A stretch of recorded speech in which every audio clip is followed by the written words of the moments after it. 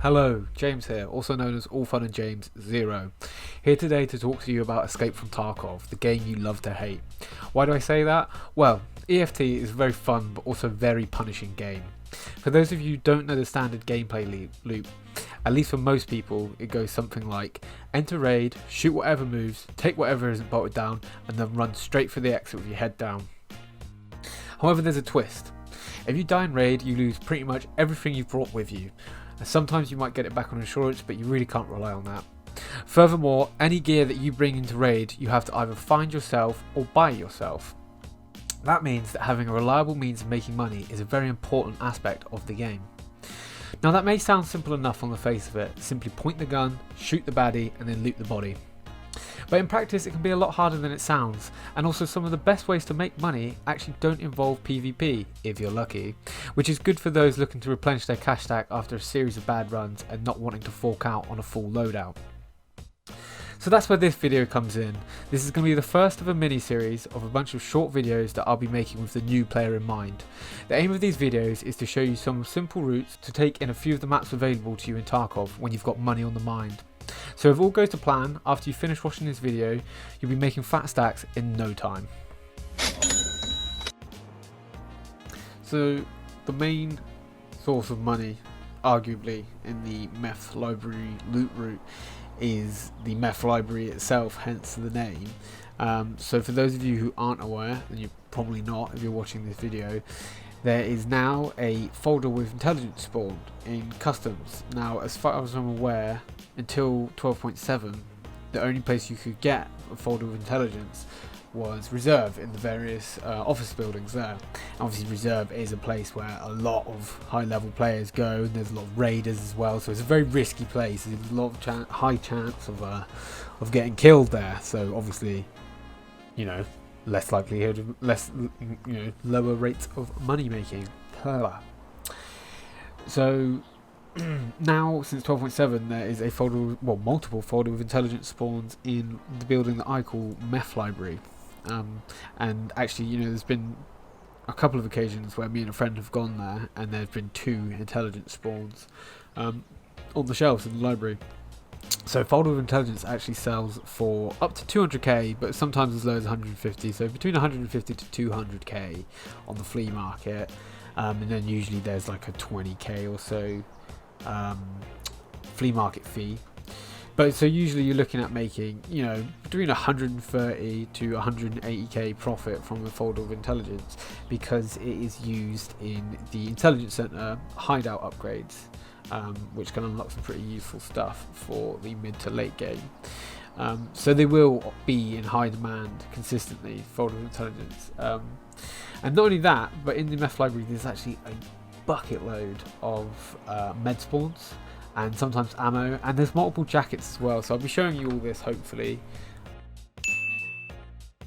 So I just want to quickly go over this route on the actual customs map. This map is the map available on mapgenie.io Tarkov. If you just Google mapgenie Tarkov, you'll find this. It's a very handy resource. So dead simple route. If you spawn on the left side, you typically go across the river through to Meth Library here, and then this is new construction here, the big partially constructed warehouse. You can go there if Meth Library is a bit lacking in loot, in the rare occasion that happens, but often I will just skip it and go straight to Old Gas Station, because Meth Library, if I get a folder of intelligence, if I'm lucky with all the meds etc that spawn there, usually Meth Library alone is sufficient, and I will go straight to Old Gas Station. Old Gas Station is an extract, so if you're lucky sometimes you can extract there, and it also has 2 rare item spawns as well as a barrel cache nearby. The rare item spawns are next to the tree behind it and on the table inside of it, and you will see that in the footage after this bit. So I'll usually hit up Old Gas Station after going to Meth Library, and then from Old Gas Station, if I'm not able to extract there, or if I don't want to extract there because I haven't got enough loot, I will go round to ZB1012, which is a potential extract. It's not always open, but it's denoted by a light on top of the bunker entrance, and that will tell you whether it's open or not. And so often I will have to go past there to USEC stash. Now again, U6 stash, great building, loads of loot. There's 2 upstairs areas that aren't locked behind keys, and there's 2 downstairs areas that are locked behind keys. And even the unlocked areas alone, you can bag a lot of valuable loot. And then with the stuff behind the locked doors, if you get the U6 stash key, it almost, you know, doubles the amount that you can get from there. So a really great building. And then from there, I will go to ZB1011 to extract. Now, if I start on the right side of the map, if I start here or in any of these, I will typically just do the route in reverse. Starting at U6 stash, going on to old gas station, maybe going to new construction if I'm feeling greedy or if I'm willing to risk some PvP fights. And then from old gas station onto Meth Library, and then from there on to trailer park over here, or crossroads over there, and they are both always open extracts. So really simple route, just going along the bottom of the map or the south side of the map, hitting up these 4 buildings. So this one here, this one here, this one here, and this one here. And between those 4 buildings, you will make a lot of money, as you will see in the clips to come. So this is probably about 5 minutes into my second run, trying to showcase this loot route. I did see 2 people in this area near the beginning of the raid, so I'm being a bit cautious, but I'm running over because I can tell that door starts open in front of me there, and the door up there, which you can see at the top of those metal stairs, is always, well, it starts closed. So if those 2 doors are like that, that would suggest no one's been in there, but that doesn't mean it yet. We don't know that for certain. So I'm clearing my angles, I'm having a look, and I have a look at this jacket. So that jacket hasn't been searched, so we know that is, it's usually a good indicator, because people tend to search jackets. It's quite an obvious jacket when you walk down the hallway, so if somebody's been in here already, it tends to have been searched. So this door starts closed, so that's a good sign. And I'm looking around on the shelves, because that's where the intelligence spawns. And I spot one, so yes, fantastic. Daddy. So that is, you know, the main reason that I do these money runs, and that I'm making this video, kind of showcase how good this building is, Meth Library is. So I think here I'm just closing the curtains because it got quite light, and I'm back in the action. So I decided to look around the rest of the building because, and I thought that was some sugar. It was not. Decided to look around the rest of the building because this building is great for meds and ammo as well. Not so much ammo, but it is very good for meds. You know, all of those shelves that I just briefly scanned, all those tables I briefly scanned can have meds on them. Those shelves can. That shelf I'm walking towards there. These tables. And there. I mean, at the moment it's not great. I'm only getting army bandages, but they are useful. They're used to create IFAKs on med station level 2. So here is really where it starts, you know, show up again. So sugar and vodka. Sugar 70k, vodka 15k, vendor to therapist, an IFAK, you know, various meds, morphine as well. So already from this one building, we've got the folder with intelligence 200k, sugar 70k, and vodka 15k, and those are just the big ticket items, and already that's 285k, you know, straight off the bat. That's almost 300k, and I've looted one building. Well, actually I'd already looted a building that I haven't shown before. I looted the big red customs building, but that's not really part of the route that I'd like to show you today. And then condensed milk, that's fantastic as well. That's that vendors for 18k, so you know, easily pushing 300k already just from this one building.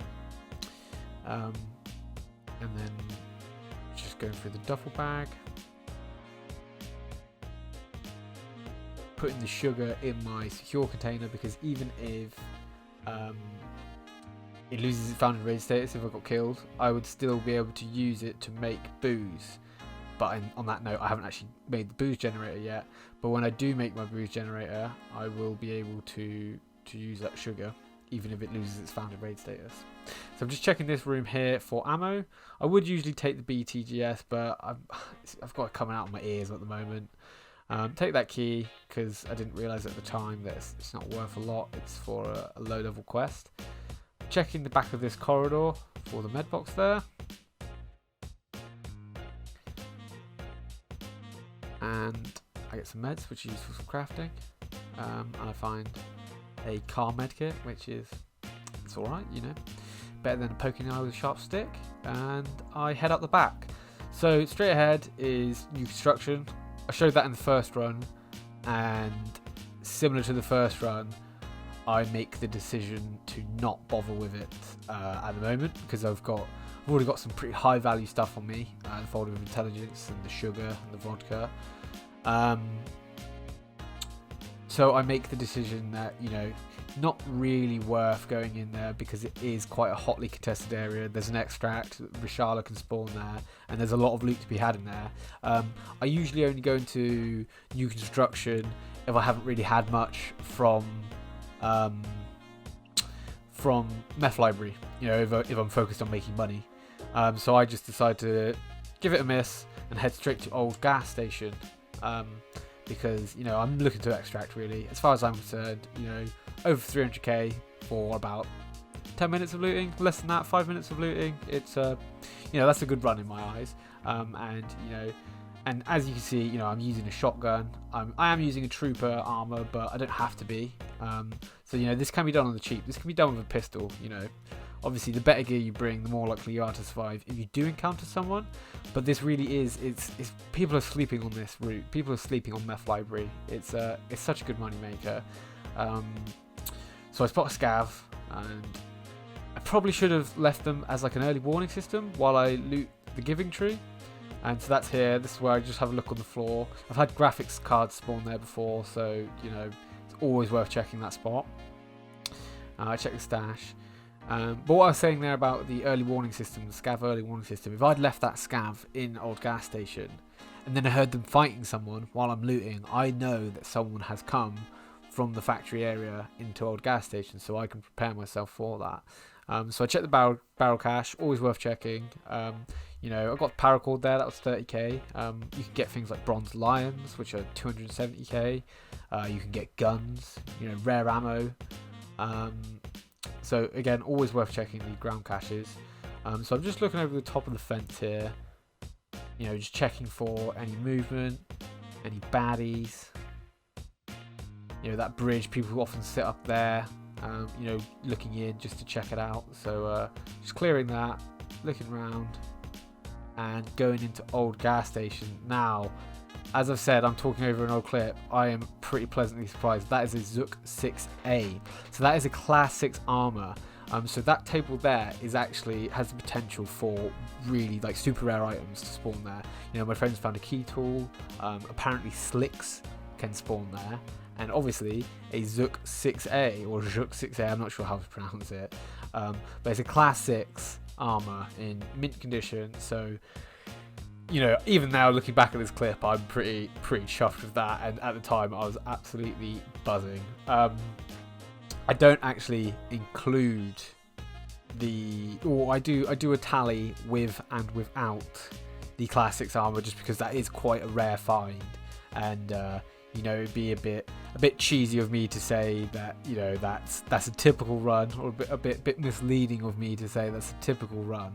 But it just goes to show that, you know, best case scenario, you can make some really big money, and even if you don't get these, you know, lucky finds, you can still make consistent amount of money.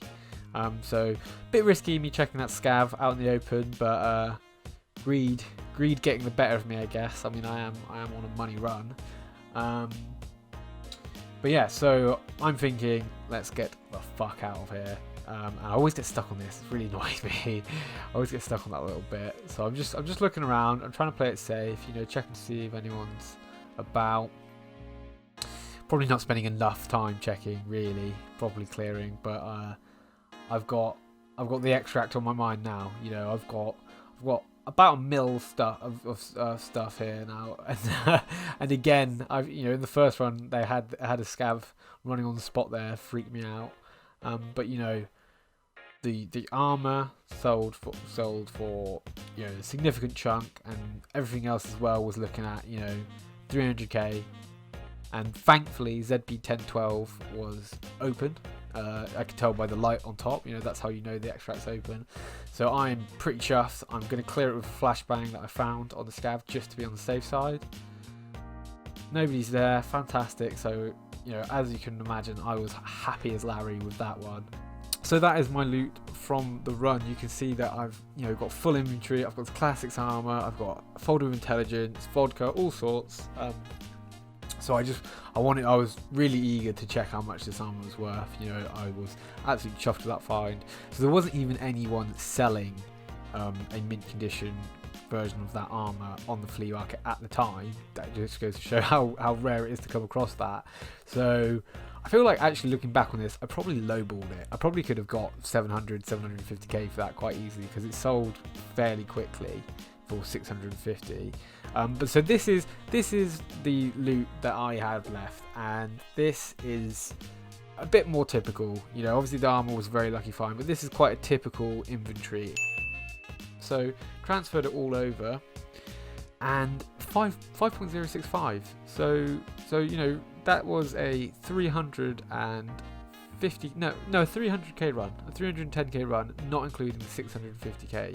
So that's 1 mil if you do include the armor, and that's, you know, that's pretty impressive. That's certainly not to be sniffed at, especially if you are a new player, and you're looking for a relatively low risk way to make money.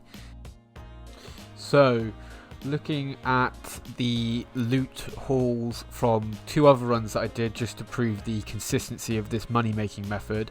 So we've got the one on the left here, and that came to approximately 500k rubles. Most of that was the folder of intelligence, which was about 200k. Then the cyclone battery, 50k. The packet of sugar, 70k. Hose, that's worth a bit. Bolts, that's worth a bit. Some various meds like the grizzly, the morphine, very useful. I kept them, I didn't sell them. And various gun parts, the holographic sights, they tend to sell for quite a bit, usually upwards of 20k, so very good find.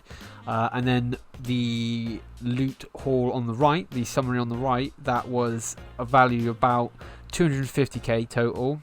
So as you can see, I didn't get a folder of intelligence from the Meth Library on that run, but it was still very profitable. As you can see, you know, a couple of silencers, some night vision goggles, a decent scope, some more holographic sights, bolts, they're worth a bit, vodka, condensed milk, you know, all adds up. So between these two, that's about 750k, on top of the extremely fortunate run, the extremely profitable run that you have just seen the footage from. So all of these 3 added together is getting close to 2 mil across 3 runs, and, you know, very risk free, very, you know, runs. I mean, not risk free, but low risk runs. And so with that is the end of the video. Hope you guys found it useful. It ran on a bit longer than expected, but nonetheless it is full of information that will be very valuable to the new player. On a similar note, around this time, my friend Average Old Gaming should be releasing a video with tips from the perspective of a player new to Tarkov, so I definitely recommend checking that out, and that will be in a link in the description. And if you thought my video was crap, then give me grief in the comments, and if you thought it was good, please like and subscribe. Thank you for watching.